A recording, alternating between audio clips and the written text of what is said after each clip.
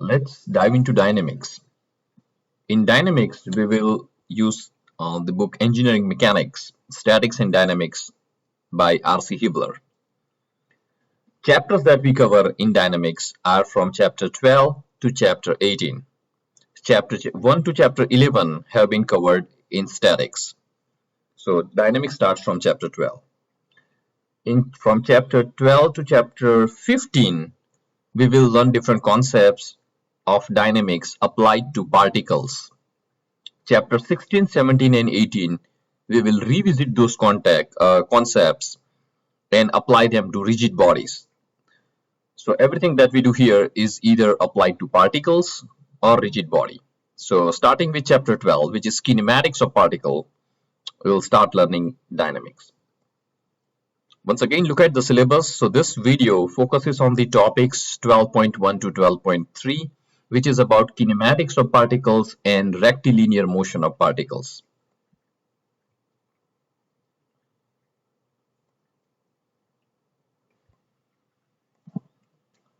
An overview of mechanics. Mechanics is the study of how bodies react to the forces acting on them. So when we apply forces to bodies, what happens to them is what we study in mechanics. Mechanics has two branches: statics, which is the study of bodies in equilibrium.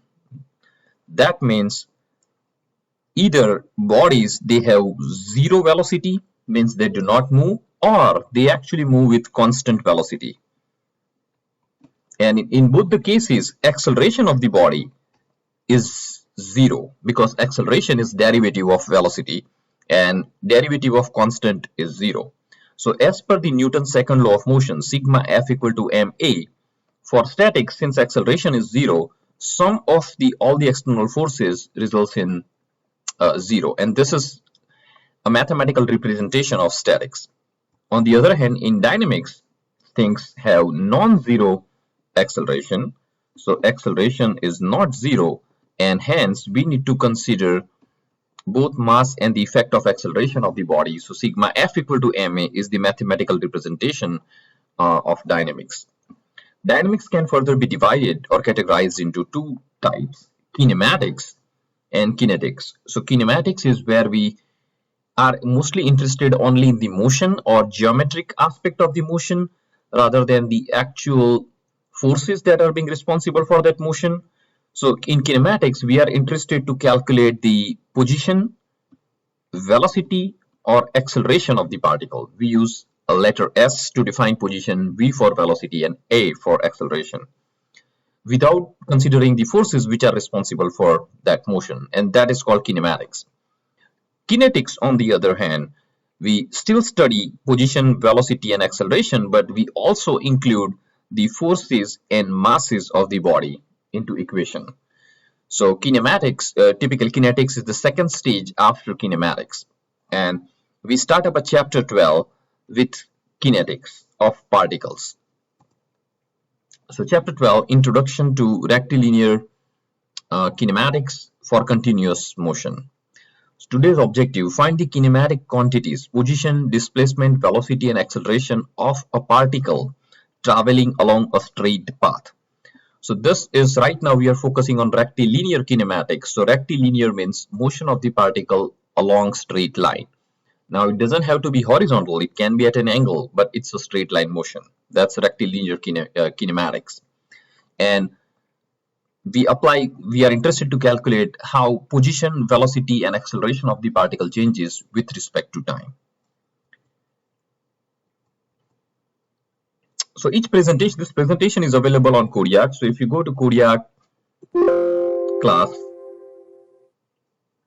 and let me show you that. Where is it? So if you go to Kodiak classroom for dynamics and you click on lectures presentation module, chapter 1, and then slides, that's where this presentation slide is available, section 12.1 to 12.2. So the slides, they have theory and problems in them, but we also do separate problem solving. I call them in-class exercise. So in-class exercises and their solutions are also available on Kodiak. You can download them from here. Each in-class exercise has its solution, and we will discuss some of the problems during our video lectures. Apart from that, there are also extra practice problems for some chapters and related solution in case you are interested to learn more about dynamics and related concepts. So make sure that you download this slide and go through these slides. Now, during the lecture, I may not actually go through every single slide, but I recommend that you go through that. I will mainly explain the concept covered in that particular presentation. And to understand, like to learn more about that concept, or to later refer to that concept, you can refer to the corresponding slide. So reading quiz. In dynamics, a particle is assumed to have, and each slide has certain like reading quizzes at the beginning and towards the end. Sometimes we discuss them in the classroom, or other times like you can just go through them, and during the presentation or during the video you will get those answers. So in dynamics, particle has mass, but it does not have shape and size. So now the question is, so we dynamics concepts, we apply that to like particles and rigid body. And so what is a particle? So particle can be anything. For example, this space rocket can be considered as a particle, or an airplane, or a train, or bus, or railway coaches, boxes, containers, anything can be considered as a particle. Now, when we consider an object as a particle in dynamics, we consider only the mass of the particle. We do not consider the shape and size of the particle. So shape and size are not considered for particles, but they are considered for rigid body. Now, we can consider a huge like rocket or an aeroplane as a particle, because the even though it has a significant size and shape, we still consider that as a particle. Means we consider that as like a dot, because the motion along for which this particle is traveling to is significantly larger than the size of the particle, and we are interested in calculating the position, velocity, and acceleration. So for that matter, we can neglect the shape and size. So the motion of large objects such as rockets, planes, and cars can be analyzed often if they were particles. Why? Because uh, we are more interested in position, velocity, and acceleration, kinematic quantities, without considering the forces. So we can neglect the shape and size. Plus, consider this a plane which is flying from New York to London. Now, a plane has a significant shape and size, but considering the distance between New York and London, and let's say we are interested in measuring the position, velocity, and acceleration of a plane, so that we can relate that to the engine performance of the plane. At that moment, we can consider an aeroplane as a particle. So we don't consider the entire size of a plane, but we just represent an aeroplane as a particle traveling to different points from like New York to London. Okay, so this is what we do in chapter 12. We consider objects as particles, though that does not mean those objects are tiny. They can be big, but we can still consider them as particles. Now, consider this example: a car which is traveling along a horizontal line or on a straight road. Can we treat the car as a particle? And the answer is yes, if we are interested in position, velocity, and acceleration. So S is for position, V is for velocity, and A for acceleration of the car. Then we can consider the car as a particle. If the car accelerates at a constant rate, how can we determine its position and velocity at some instant? So now I'm going to switch to Microsoft OneNote notebook to explain this concept in detail, and then we'll later come back and look at some of the slides.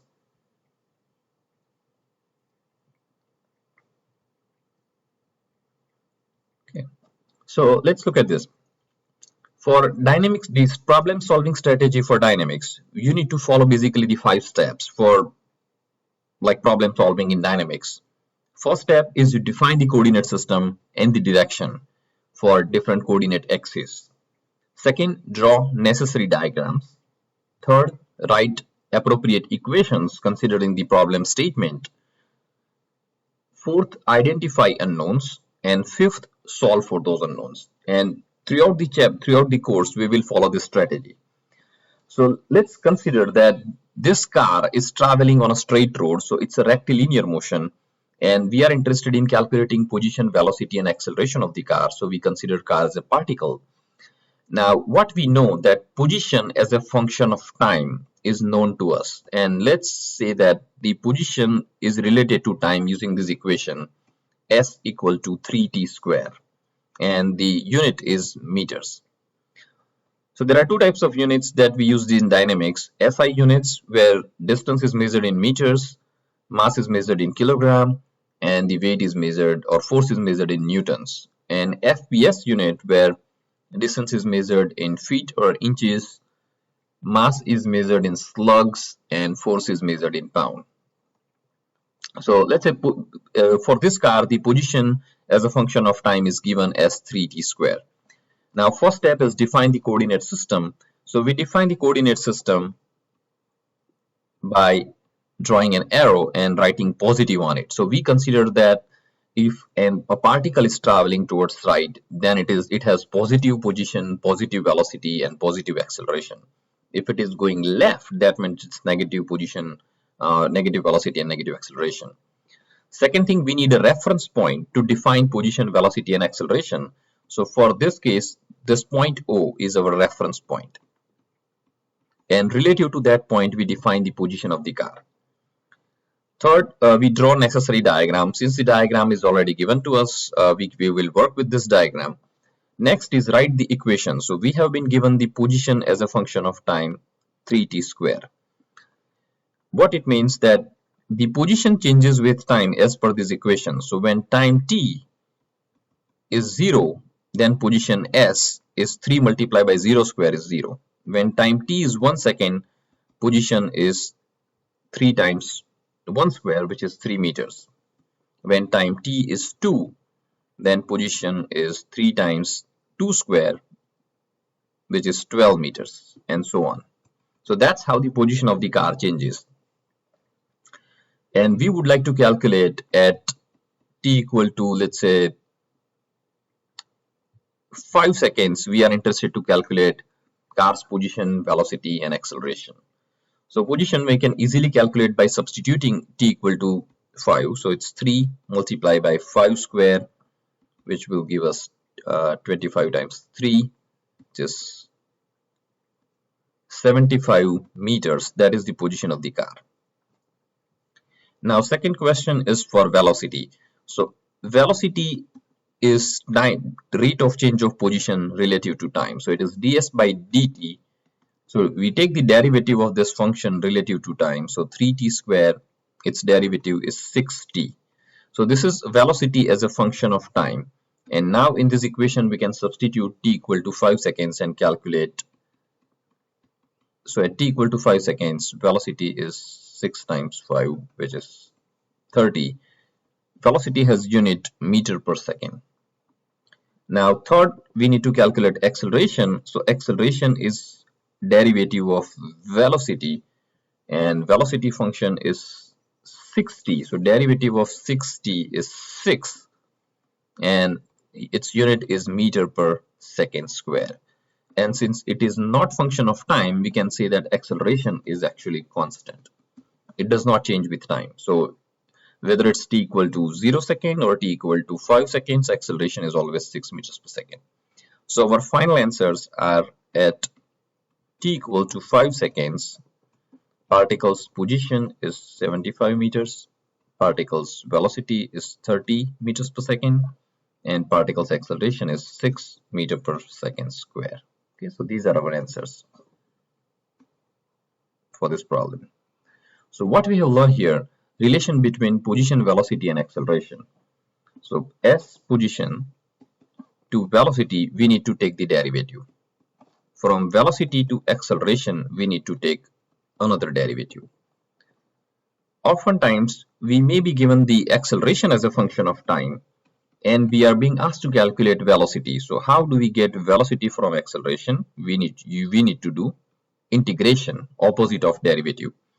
From velocity to position, we again need to do integration. Okay, so please remember this concept, because this is very important throughout the dynamics, that position to velocity to acceleration is derivative, acceleration to velocity to position is integration. For first part of the chapter, we have been given either one of this, like position, velocity, or acceleration will be given as a function of time directly, and then we are being asked to calculate other two kinematic quantities. In the 12.2 topic, this information will be presented graphically, and we will be asked to take the derivative of integration of a graph. So that's the theory for position, velocity, and acceleration. So we have three different equations here. Velocity is equal to ds by dt. Acceleration is equal to dv by dt. And if we combine these two equations by eliminating dt from it, then we will get v dv equal to ads, and that's third equation. So these are three equations which we will use to solve like the problem.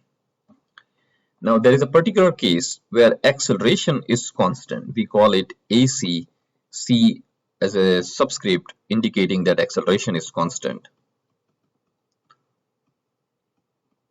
And for that case, we can calculate if we do integration of these equations, then and we are interested to calculate the final position, velocity, or acceleration, then we will get these equations: v equal to v0 plus act, where v0 is called the initial velocity of the particle. So when time t is 0, what is the velocity of the particle? That is called initial. For example, this car is starting from rest, then initial velocity is 0. V is the final velocity at any given time. So once we know the initial velocity and acceleration, we can calculate the final velocity by substituting acceleration and multiplying that with the time. So this is our equation number, we can call it, let's say, fourth, because these are our three equations, 1, 2, and 3. Then the next equation is S equal to S0 plus V0t plus 1/2 ACT square, where S0 is initial position related to the reference point, V0 is the initial velocity, AC is the constant acceleration, and T is time.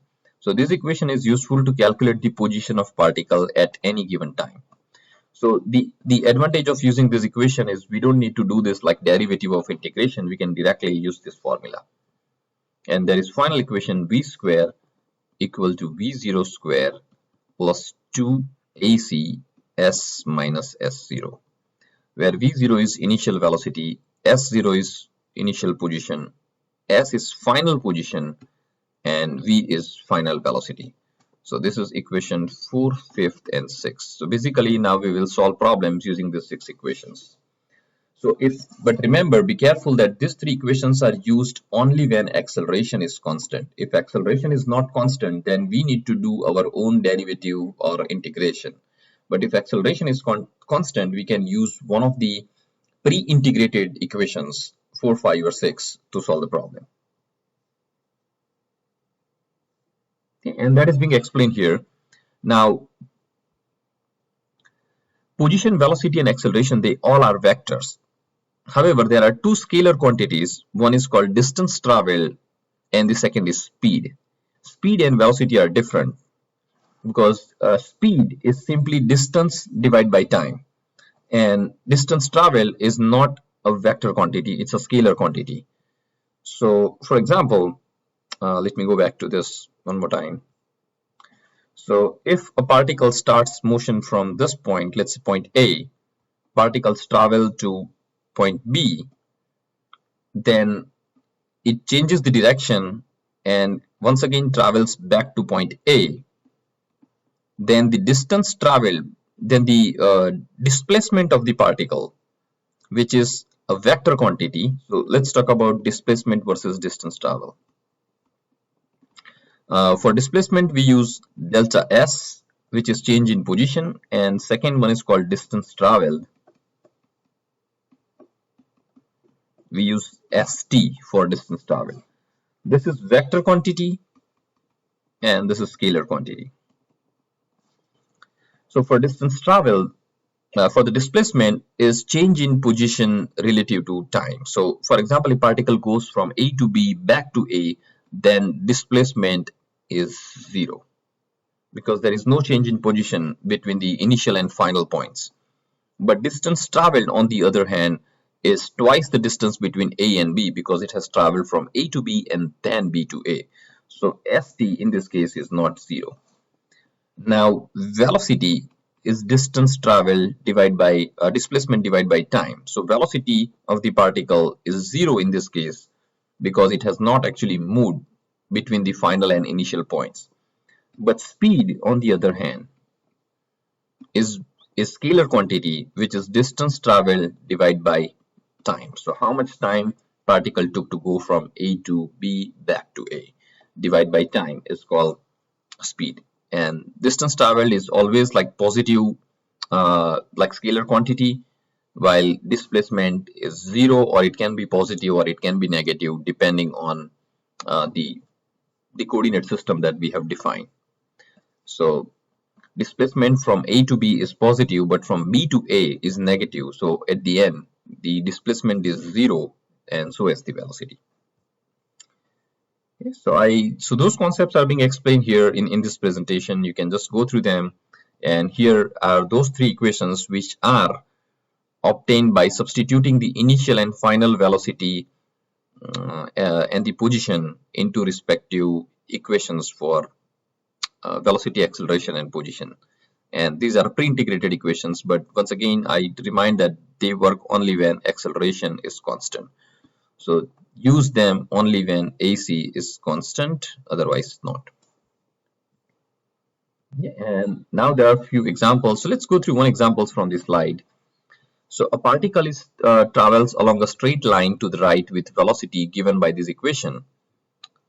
Initial position is given. S is 0 when time t is 0. So S0 is equal to 0, initial position when time t is 0. And the question is, find the position and acceleration of the particle when time is 4 seconds. So we have been given velocity as a function of time. So we need to first, to calculate the position, we need position as a function of time. And for that, okay, so in this example, they first calculated the acceleration. So we to calculate acceleration from velocity, we need to take the derivative. So take the derivative of this function, and we get a new equation. In that new equation, we substitute t equal to 4 and get the acceleration at that point. And the negative number indicates that the acceleration is in the opposite direction.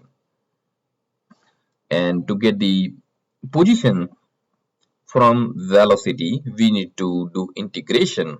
Now, since we can use this integration equation here and integrate both velocity and the position based on the final and initial position, and get the function for position, and in that equation substitute t equal to given time, which is 4 seconds, and then calculate the final position, which is minus 32 meters in this case.